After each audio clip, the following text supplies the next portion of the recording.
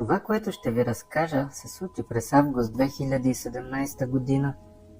Със съпруга ми и трите ни дъщери бяхме на плажа на събиране с част от фамилията, които живееха в района. Беше приятно да се видим отново с всички, но след няколко часа втората ни дъщеря, която тогава беше на 13, дойде при мен и ме помоли да я заведа вкъщи. Видях по изражението и тона й, че е доста изморена. Тя и аз сме интроверти и бях сигурна, че не е било много приятно да прекара топлата лятна вечер с братовчеди, които са доста по-големи от нея. Аз също не се чувствах много добре, затова отидох при съпруга си и му казах, че ще я заведа вкъщи и да кажа на другите момичета. Тя и аз се качихме в колата. Бяхме с две коли, защото мъжът ми дойде на плажа след като игра голф и направихме кратко 5-минутно пътуване до вкъщи. Когато стигнахме и се качихме на верандата, осъзнахме, че вратата е заключена, а ние нямахме ключ. Основният ключ беше у съпруга ми, а фалшивия камък в градината, където държахме резервния ключ, липсваше. Досетих се, че най-голямата ни дъщеря отново е ползвала резервния ключ и го оставила вътре в къщата. Това беше доста неудобно, но не е нещо, което не се е случвало и преди. Казах на дъщеря ми да мине отзад и да се опита да се покатери през големия прозорец над кухненската мивка. Докато тя заобикаляше къщата, аз се опитах да се обадя на съпруга си, в случай, че тя не успее да влезе, но той не вдигна. Това също не беше нещо необичайно. На плажа нямаше добър обхват, а той вероятно беше зает.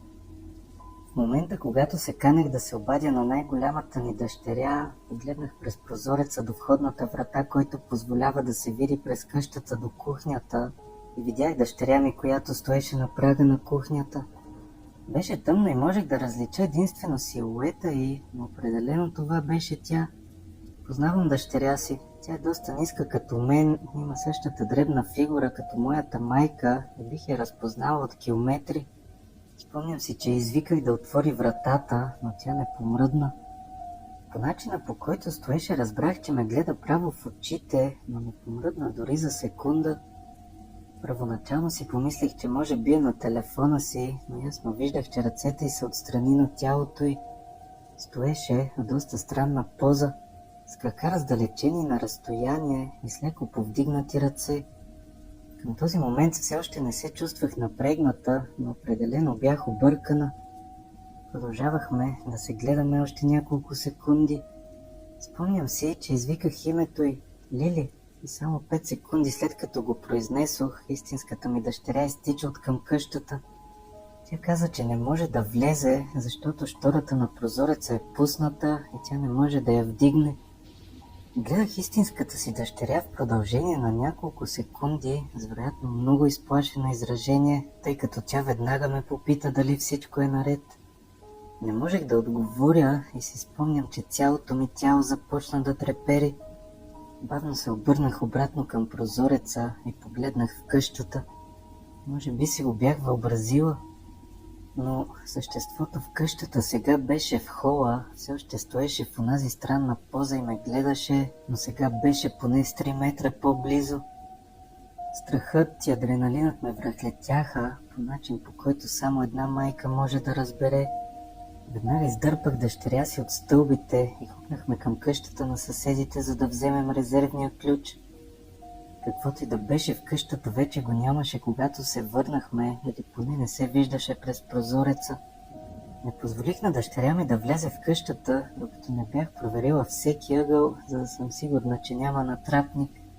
Когато се успокоих и бях напълно уверена, че вътре няма никого, всичко започна да ми изглежда все по-нелепо. Мозъкът автоматично се опитва да намери логично обяснение за всичко, за това колкото повече мислех за това, толкова повече започвах да си мисля, че съм си го въобразила. Честно казано, дори не обмислях да се обадя в полицията, да какво бих им казала. В крайна сметка, реших, че съм била просто уморена.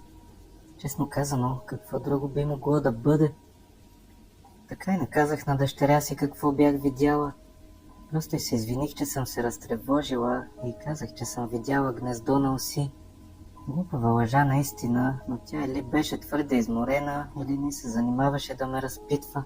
И отидохме направо в хола да гледаме любимия й сериал «Криминални мисли». Това не беше най-подходящото нещо за гледане след случилото се, но ако това означаваше, че ще мога да държа дъщеря си под око цяла нощ, бях повече от щастлива да се съглася. Знам, че казах, че го отписах като въображение, но все още не можех да се отърва от усещането, че дъщеря ми беше в опасност. Това ме измъчваше цялата нощ и вероятно проверих дали е добре поне 5 пъти, докато спеше. Повече от 3 години по-късно все още мисля за това и все повече ми се струва, че не е било просто въображение. Почти съм сигурна, че в онази нощ имаше нещо в къщата ми. Какво мислите? Дали преувеличавам? Нищо не се е случвало от тогава и никога не съм казвала нито на съпруга си, нито на някого другиго, но това все още ме измъчва и до днес.